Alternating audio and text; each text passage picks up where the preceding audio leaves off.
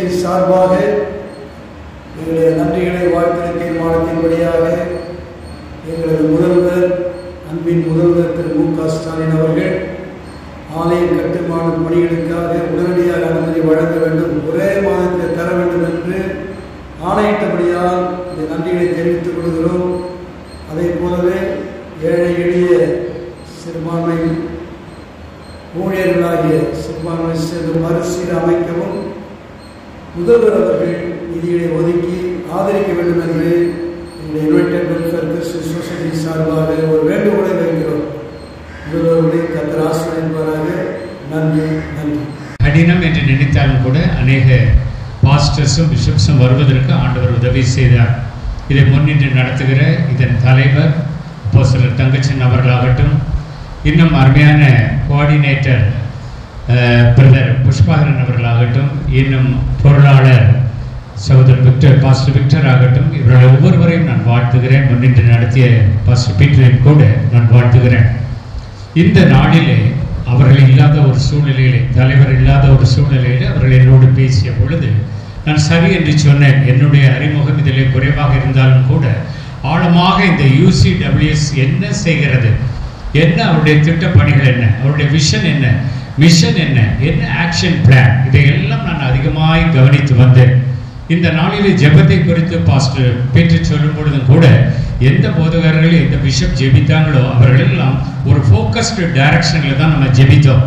என்ன நமக்கு வேண்டும், எதை எந்த விதத்தில் நாம் எடுத்து செல்ல போகிறோம், நமக்கு சீஃப் மினிஸ்டரோடு எப்படிப்பட்ட ஒரு மீட்டிங் வேண்டும், அதன் மூலமாய் நடக்கப் போகிற காரியங்கள் என்ன, இப்படியாக பல காரியங்களை முன்னிறுத்து எல்லாவற்றுக்கும் பாரத்தோடு நாம் ஜெபித்தோம். பாஸ்டர்ஸ் எல்லாம் அதே டைரக்ஷனில் ஜெபித்ததை நாம் பார்த்தோம். சில ஆலோசனைகளையும் கூட பாஸ்டர் கிறிஸ்டோபர் கொடுத்து அவர்களும் கூட ஒரு வைராக்கியமாக ஒரு ஜெபத்தை ஏறெடுக்க ஆண்டவர் உதவி செய்தார். ஒரு இயக்கம் என்று இருந்தால் அதில் நிச்சயமாக வளர்ச்சி இருக்க வேண்டும். நான் பொதுவாக போகிற இடங்களில் எல்லாம் சொல்வேன், ஒரு மரம் என்று இருந்தால் அதிலே சாறு இருக்க வேண்டும், ஒரு இலை என்று இருந்தால் அதிலே பசுமை இருக்க வேண்டும், ஒரு மலர் என்று இருந்தால் அதிலே மனம் இருக்க வேண்டும், ஒரு குடும்பம் என்று இருந்தால் அதிலே மகிழ்ச்சி இருக்க வேண்டும், ஒரு சபை என்று இருந்தால் அதிலே வளர்ச்சி இருக்க வேண்டும், ஒரு இயக்கம் என்று இருந்தால் நல்ல தரிசனமும் செயல்பாடும் இருக்க வேண்டும். நம்முடைய UCWS நீங்கள் எடுத்துக்கிட்டீங்கன்னா நல்ல செயல்பாடுக்கு செயல்திறன் என்ன செய்யணும் அந்த டைரக்ஷனை அருமையான பிரதர் புஷ்பாகரன் அவர்கள் நான் ஆவடியில் ஒரு தேவாலயத்திலே செய்தி கொடுத்த பொழுது அதை நான் திரும்ப அவர்களோடு ஞாபகப்படுத்தவில்லை. அந்த நாளிலே நான் தேவ செய்தியை கொடுக்கிறேன். UCWS குறித்து நல்ல ஒரு அறிமுகத்தை அவங்க பாஸ்டர் போஸ்கோ ஆலயத்திலே அவர்கள் வந்து கொடுத்தார்கள். அதுதான் என்னுடைய முதல் நாள் அவர்களை நான் சந்தித்தது. அதன் பின்பு இந்த இயக்கத்தின் ஆழத்தை, அது என்னென்ன காரியங்களை செய்ய விரும்புகிறது, குறிப்பாக கிறிஸ்தவர்களுடைய நல வாரியம் அரசுடைய அமைப்பாக அது இருக்க வேண்டும். அதற்காக நாம் முன்னெடுக்கிற ஒவ்வொரு ஸ்டெப்ஸும் எந்தெந்த விதத்தில் இருக்க வேண்டும் என்று சொல்லி மிகுந்த கரிசனையோடு அவர்கள் அநேக காரியங்களை சொன்னார்கள்.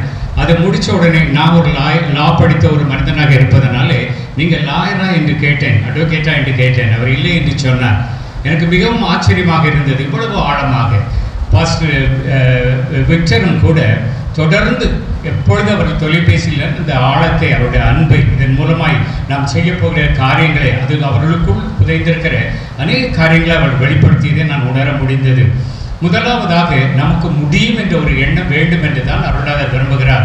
ஜெபித்த அல்லது சொன்ன ஒவ்வொரு காரியங்களையும் நீங்கள் பார்க்கும் பொழுது I can do it, we will do it together as a church, as a family, எல்லா விதத்திலும் நம்ம செய்ய முடியுமானா நிச்சயமா செய்ய முடியும். என்னுடைய ஊழியத்தில் நான் அப்படி வளர்ந்த ஒரு மனிதன். இத்தனை ஆண்டுகள் ஊழியம் செய்திருக்கிறோம். 37வது ஆண்டு இது எனக்கு. ஒவ்வொரு ஆண்டிலும் நான் வளர்ச்சியை பார்த்திருக்கிறேன். வெர்டிக்கல் குரோத் தான், ஸ்லாண்டிங் குரோத் கிடையாது. கிராப் மேலே போனோம். பல பிரச்சனைகள் வரும். நமக்கு விரோதமாய் உருவாக்கப்படும் ஆயுதங்கள் வாய்க்காதே போம் என்று தான் வேதம் சொல்லுகிறது. ஊழியக்காரருடைய சுகத்தை அவர் விரும்புகிறவர் என்று வேதம் சொல்லுகிறது. ஊழியக்காரர்கள் பாருங்கள், கடினமான பாடுகள் இல்லாமல் இல்லை. ஒவ்வொரு சபையிலும் நீங்கள் பார்த்தீங்கன்னா அவள் சபைகளுக்கு செல்லும் பொழுது சில பிரச்சனைகள் அவள் சொல்லுவதை பார்க்கும் பொழுது அவ்வளவு பிரச்சனைகளின் மத்தியிலும் மகிழ்ச்சியோடு ஊழியம் செய்கிறார்கள். இந்த நாளிலே கூடியிருக்கிற நாம் யாவரும், சில பிஷப்ஸாக இருக்கலாம், பாஸ்டர்ஸாக இருக்கலாம், நமக்கு ஒரு நல்ல தரிசனம் நம் சபையை குறித்து இருக்கிறது. அதே போல UCWS குறித்து ஒரு நல்ல தரிசனம், இந்த தரிசனம் நிறைவேற வேண்டும் ஆண்டவரே. நீங்க பாருங்க, இதுல மெம்பர்ஸ் ஆனா இப்போ நமக்கு ஒரு பெரிய முக்கிய பணி என்ன, அநேகர் மெம்பர் ஆக்கப்பட வேண்டும். எல்லா டிஸ்ட்ரிக்டிலும் மெம்பர்கள் தலைவர்கள் உருவாக்கப்பட வேண்டும். அங்கு அவர்கள் சிறப்பாக உழைத்து அங்கு போதக பிதாக்களை சந்தித்து அதன் மூலமாக அநேகர் இந்த இயக்கத்திலே அவர்கள் வர வேண்டும். இனி பாருங்க, அடுத்த ஸ்டெப் இனி அப்படிதான் இருக்கணும். இப்போ நம்ம சம்மர் ஹாலிடேஸ்லையும் நம்ம கூடி வந்திருக்கிறோம். இந்த நாளில் இருந்து இனி அடுத்த லெவலுக்கு நம்ம போக வேண்டும். பாருங்கள், வளர்ச்சியை நாம் ஃபோக்கஸ் பண்ணுகிறோம். ஒவ்வொரு நாளும், ஒவ்வொரு நிமிடமும், அல்லது ஒவ்வொரு நாளும், ஒவ்வொரு வாரமும், ஒவ்வொரு மாதமும், வருடமும், ஆண்டவரே நாங்கள் வளர்ச்சியே பார்க்கட்டும், எங்கள் கண்கள் கீழே பார்க்காதபடி மேலே பார்க்கட்டும் ஆண்டவரே என்று சொல்லி நல்ல ஒரு தரிசனத்தோடு நாம் செயல்பட வேண்டும். அப்துல் கலாம் அவர்களை குறித்து நாம் அறிந்திருக்கிறோம். பாருங்கள், 2015 ஆண்டிலே ஒரு ஜூலை மாதம் 27ஆம் தேதி இந்த உலகத்தை விட்டு அவர் கடந்து சென்று விட்டார். அவருக்கு ஒரு தரிசனம் இருந்தது, இந்திய தேசம் ஒரு வல்லரசாக மாற வேண்டும் என்று சொல்லி வாலிபர்கள் மத்தியிலே, இளைஞர்கள் மத்தியிலே, பள்ளியிலே, கல்லூரியிலே, கலாசாலையிலே போய் அதை அதிகமாக அவர் போதித்துக் கொண்டிருந்தார். பாருங்கள், ஆனால் திடீரென்று அவர் மரித்து போனார். ஒரு கல்லூரியில் பேசிக்கொண்டிருக்கும் போது, போடியத்தை பிடித்து பேசிக்கொண்டிருக்கும் போதே சரிந்து விழுந்து அவர் மரித்து போனார். 2015 ஆண்டிலே அவர் அதற்கு முன்பதாக ஒரு மாதத்திற்கு முன்பதாக ஒரு பெண்கள் கல்லூரியிலே பேசும்படியாக சென்றாராம். 4000க்கு மேற்பட்ட பெண் பிள்ளைகள், வாலிப பெண்கள் அமர்ந்திருக்கிறார்கள். பெரிய ஒரு கல்லூரி, எவ்வளவோ தூரத்திற்கு பிள்ளைகள். பெரிய போடியம் என்று அவருக்கு போடப்பட்டிருந்தது. ராஜாவை போல ஒரு சேர் அவருக்கு போடப்பட்டிருந்தது. எழுந்து நின்று பேச ஆரம்பித்தார். ஆரம்பித்த உடனே அவர் கேட்ட கேள்வி என்ன தெரியுமா? இந்திய தேசத்திலே உலக அழகிகள் மிஸ் யூனிவர்ஸ் என்று சிலர் தேர்ந்தெடுக்கப்பட்டிருக்கிறார்களே, அவர்களிலே யாரை நீங்கள் சிறந்தவர் என்று சொல்வீர்கள் என்று ஒரு கேள்வியை கேட்டார். கேட்ட மாத்திரத்திலே வாலிப பெண்கள் உடனடியாக பதில் சொன்னார்கள்.